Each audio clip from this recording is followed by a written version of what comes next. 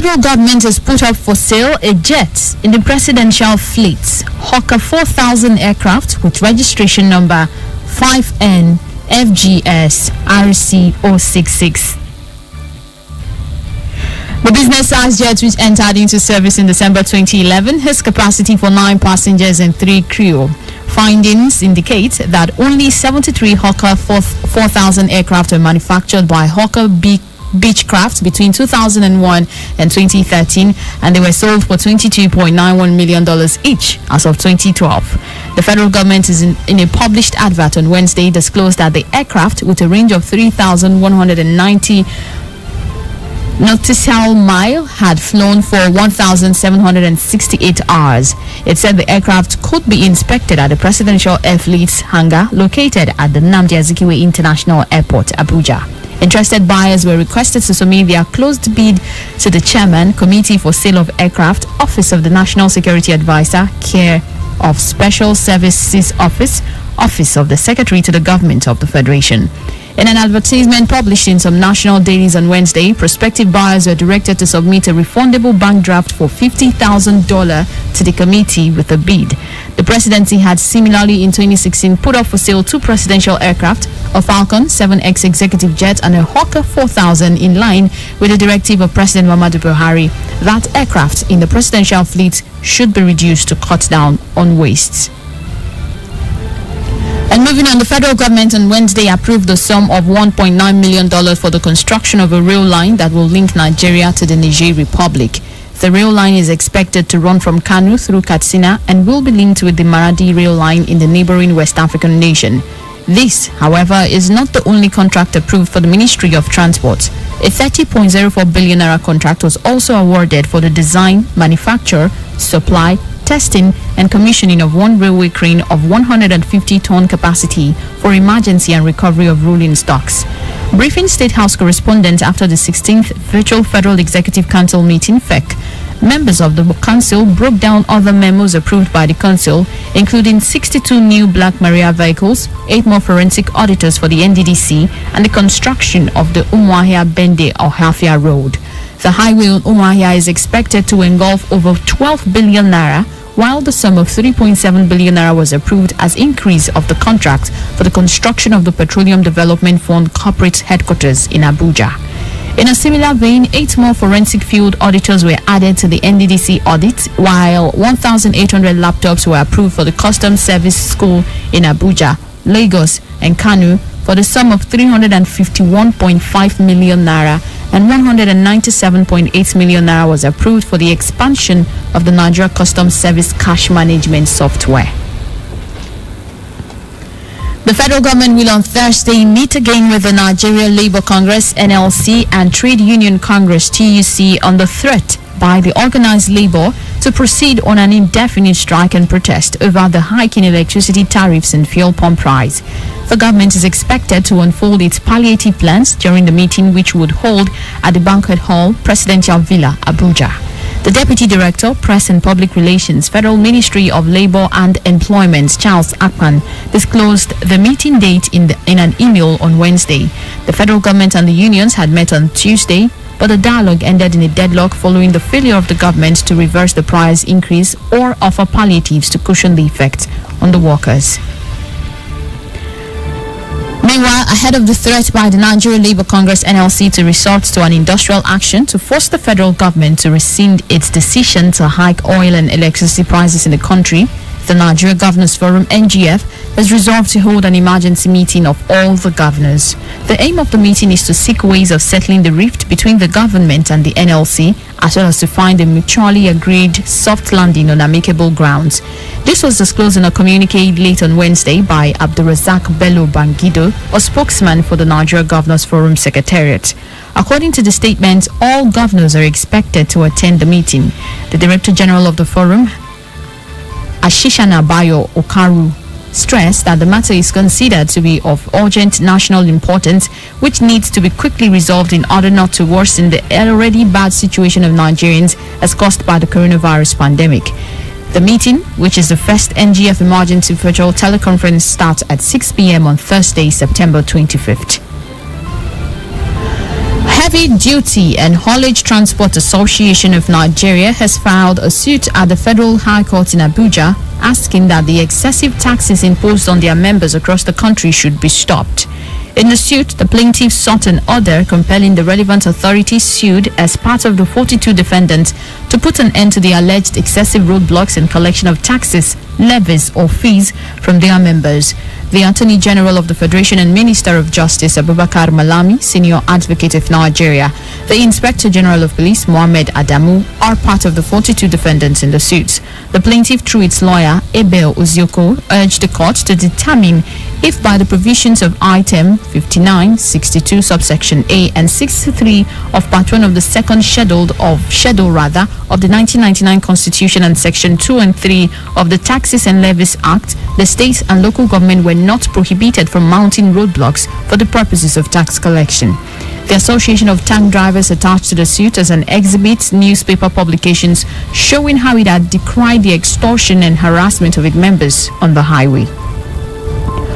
Coming up in a moment after this break, Delta government approves reopening of schools. Please stay with us.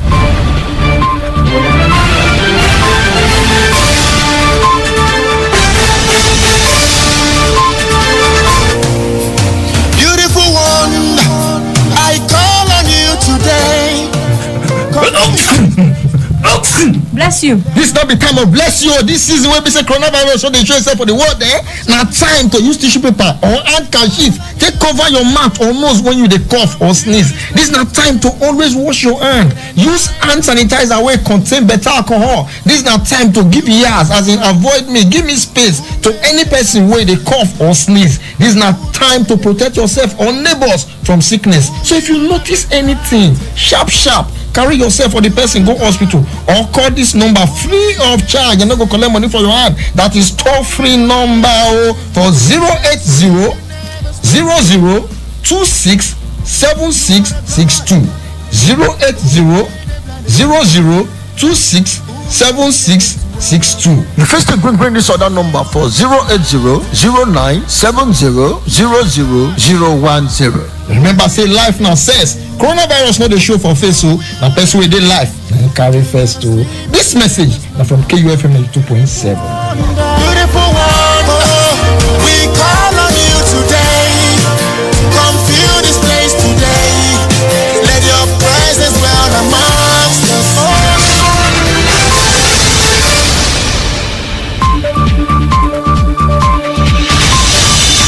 Welcome back to News Dawn. Now to the rest of the news. The Delta State Governor Ifeanyi Okowa has approved the reopening of primary and secondary schools in the state for the completion of the 2019-2020 academic session and the start of the 2020-21 academic year. A statement signed by the State Commissioner for Basic and Secondary Education, Honorable Patrick Uka, on Wednesday stated that JSS1 and JSS2 students and their counterparts in SS1 and SS2 will resume on Monday, September 28, 2020, to enable them to commence their second term examinations, which will be concluded on the 9th of October. The Commissioner said primaries 4 and 5 pupils will resume on October the 5th in order for them to write their second term examinations, which will also be concluded on October the 9th. The statement further stressed that the second term examinations will be waived for pupils in primaries 1 to 3, while boarding students will resume on Saturday, 27th of September. Oka said the resumption date for the first term 2020-2021 academic session for all pupils and students in primary and secondary schools is on Monday, October the 12th, and will terminate on 18th of December 2020, while the date for the resumption for second term is January 4th, 2021, and will end on March 31st, 2021. According to the Education Commissioner, third term will commence from April 12th and end on August 13th, 2021. The long duration for the term is to give sufficient time to cover rolled over content from the last session, inter-house sports and midterm break, which are not applicable to other terms. Elsewhere, the Nigeria Center for Disease Control, NCDC, says 149 COVID-19 patients have recovered from the infection across Nigeria in the last 24 hours, with a total number of successfully treated cases now 48,985. There are 1,011 new COVID-19 cases reported in 12 states, bringing the total number of confirmed cases in Nigeria to 57,724. The new COVID-19 infections are recorded in Lagos 31, Gombe and Kaduna 18 each, FCT 15, Rivers 14, Imo, Kwara and Oyo 3 each, Bayelsa and Ogun 2 each, Edo and Osun 1 each. Nigeria records 2 COVID-19 deaths in the last 24 hours, with national death toll now put at 1,102. 5 students of the Kogi State Polytechnic, Lokoja, 3 nursery school pupils and 15 others on Wednesday lost their lives in a road crash in Lokoja, Kogi State. The accident involving a petrol tanker conveying premium motor spirit, PMS, happened around 8:30 a.m. in Felele along the Lokoja-Abuja highway. The fuel-laden tanker belonging to the Nigerian National Petroleum Corporation, NNPC, was said to have had brake failure and rammed into 5 cars, 2 motorcycles and 3 tricycles, killing the occupants. The tanker later burst into flames. Also, those who lost their life include a businessman simply identified as Samson, his wife, and 3 children. He was said to be dealing in sewing machines in Lokoja and was on his way to drop off the children at school. Eyewitness account revealed that the driver of the ill-fated tanker tried to maneuver the vehicle, but it fell on its side. The tanker driver was said to have made frantic signals with his hand, warning other motorists to stay clear, but for some, it was too late. Men of the Federal Road Safety Corps, FRSC, who arrived around 10 a.m., came along with an ambulance to evacuate the corpses. The FRSC sector commander, Idris Ali, said 23 people were killed in the explosion, while a minor escaped with injuries. Meanwhile, Kogi State Governor Yahaya Bello has expressed shock over the fatal tanker explosion that killed over 23 people on Wednesday. Governor Bello, who spoke through his deputy, Edward Onoja, at the scene, also expressed his deepest condolences to the family of those affected in the tragic occurrence. It's a sad Wednesday for all of us in Kogi State, especially the Felele community that had witnessed this kind of mishaps before. And of course, His Excellency sends his deepest condolences to the families of those who have lost their lives. And whilst doing that, His Excellency is presently meeting with the Federal Minister for Works and Housing. The state is liaising with the federal government to get clearance and approval to be able to do things on federal infrastructure. Similarly, President Muhammadu Buhari says the death of 23 people, as confirmed by the Federal Road Safety Commission, represents another disturbing and saddening incident in a number of tragedies that have befallen our country. Reacting to the petroleum tanker explosion earlier this Wednesday in Lokoja, the Kogi State capital, which claimed the lives of travelers, school children, bystanders, including some students of Kogi State Polytechnic, President Buhari said he's seriously worried about the frequency of these unfortunate and large-scale tragedies in the country, which cause needless deaths. He explained that many accidents were preventable if proper proactive and precautionary measures are put in place or properly observed as routine policies. The president regretted that Nigeria as a country is where the people move on whenever tragedies occur instead of taking preventive safety measures to forestall the future calamities.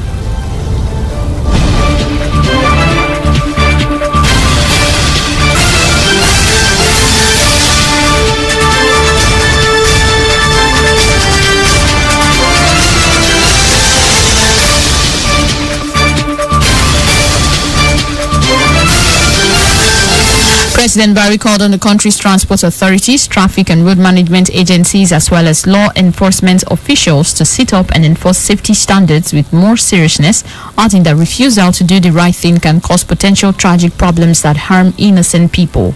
He condoled with Kogi State government and the families of the victims of the tragedy.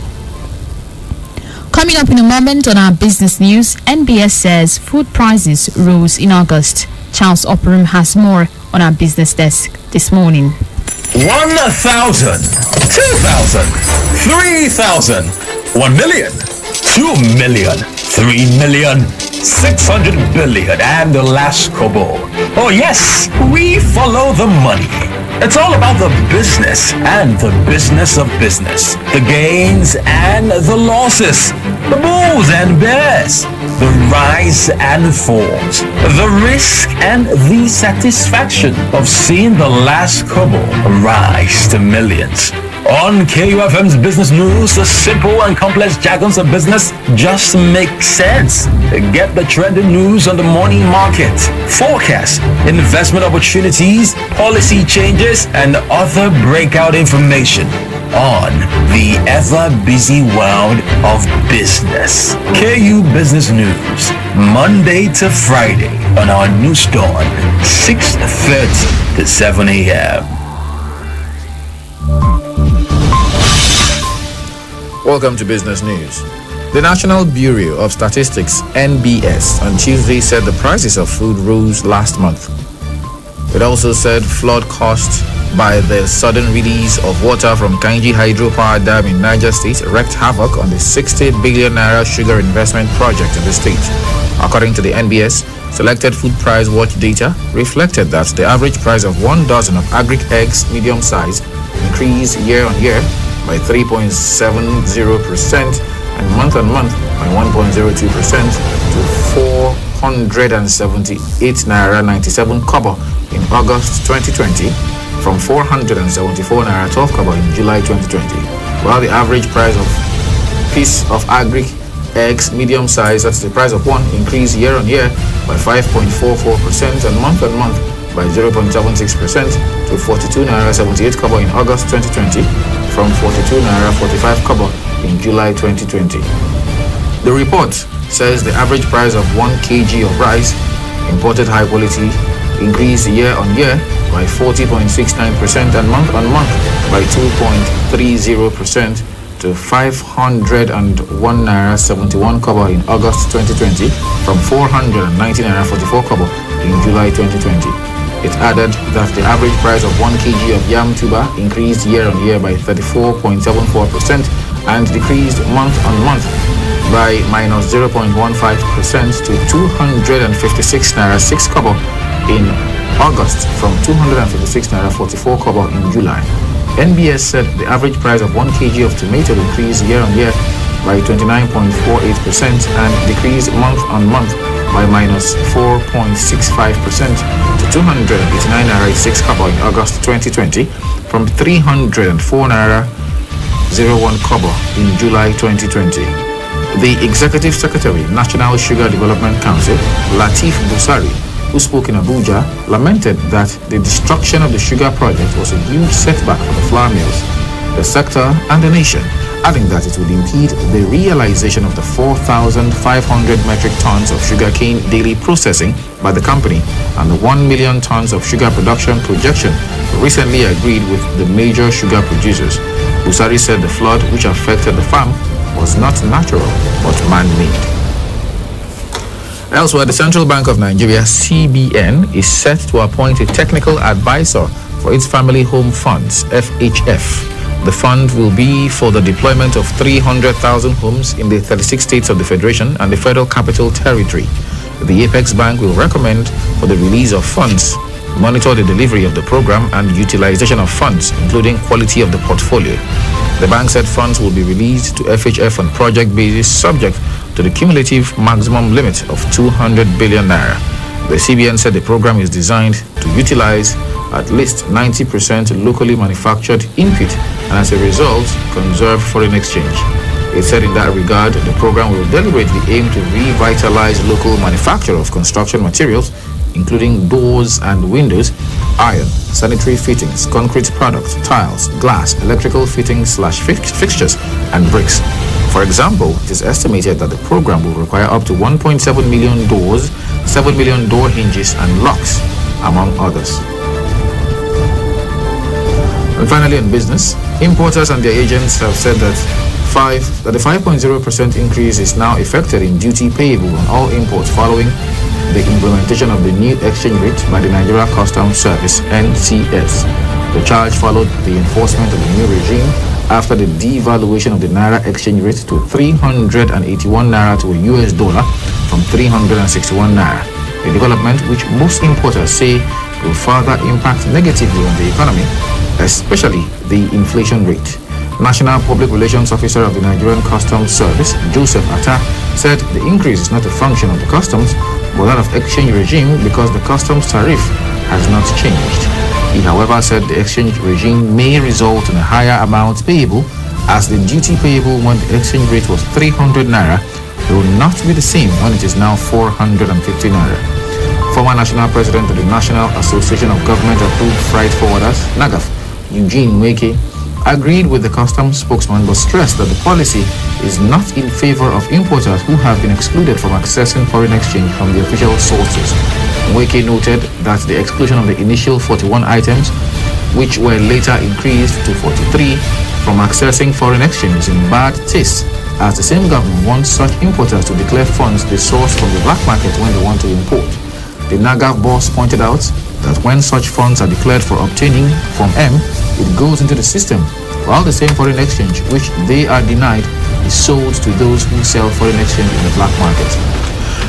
And that's on business. Over now to sports, where Kai Havertz scores a hat-trick as Chelsea beat Barnsley to reach Carabao Cup 4th round.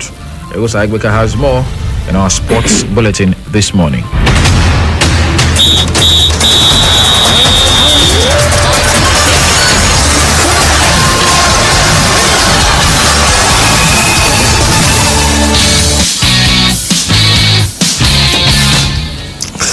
Good morning. Germany forward Kai Havertz netted a hat-trick in Chelsea's 6-0 Carabao Cup thrashing of Barnsley at Stamford Bridge on Wednesday to reach the Cup 4th round. It was the 21-year-old's first goals for the club after arriving from Bayer Leverkusen for £71 million earlier this month. The hat-trick was the first of his senior club career, and he has now been involved in 26 goals in all competitions in 2020, scoring 18 and making 8 assists. Tammy Abraham put the Blues ahead and had a role in all of Havertz's goals. Ross Barkley and Olivier Giroud were also on target. The Blues will visit either Tottenham Hotspur or Leyton Orient in the next round. In other third-round matches, Fulham defeated Sheffield Wednesday 2-0, Burnley beat Millwall 2-0, while Brighton edged Preston and North End 2-0. Arsenal defeated Leicester City 2-0, while Everton topped Fleetwood Town 5-2, with Nigeria's Alessi Iwobi scoring a goal and also contributing an assist. Newcastle United were also on the winning side, beating Morecambe 7-0 to advance. Defending champions Al Hilal have been kicked out of the Asian Champions League after naming only 11 players for their final group game with Al Shabab Hali Dubai on Wednesday. 15 Al Hilal players were ruled out after positive COVID-19 tests last week, and the Saudi Arabian side only named 9 players in their starting lineup plus 2 goalkeepers on the bench. The Asian Football Confederation AFC said Al Hilal's previous group B results are null and void, and the club are deemed to have withdrawn. AFC rules states teams must name a minimum of 13 players in their matchday squads, and Wednesday's game did not go ahead. Both Al Hilal and the Saudi Arabian Football Federation requested a postponement owing to exceptional circumstances, but the AFC said that would have had a huge negative impact on the competition schedule, and so no exception was granted.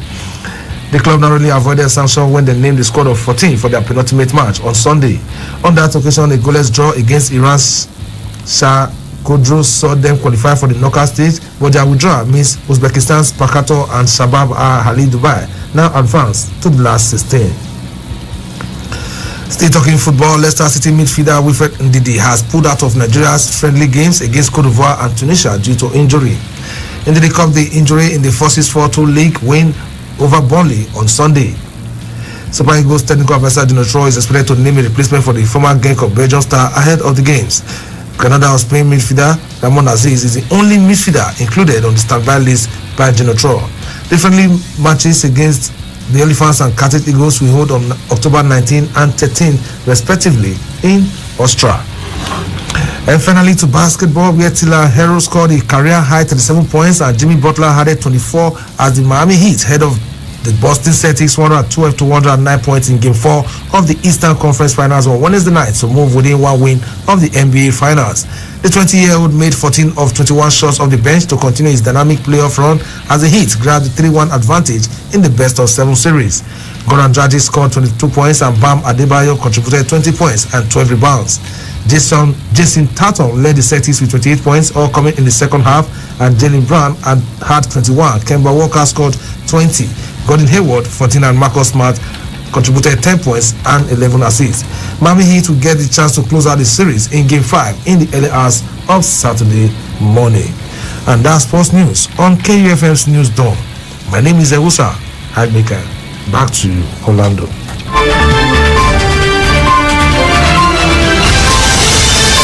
Thank you so much, Egosa. And that's the news. But before we go, let's take a quick recap of the headlines.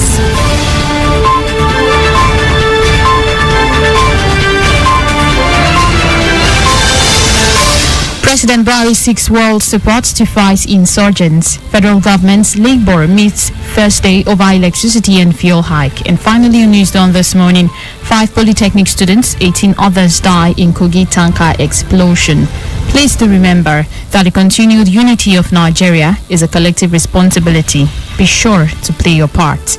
KUFM's News Dawn was produced by Lebedum Asagwaram. I am God's Love Orlando, saying thanks for listening and good morning. Don't you touch that dial. Sugar, don't touch that dial. KUFM 92.7.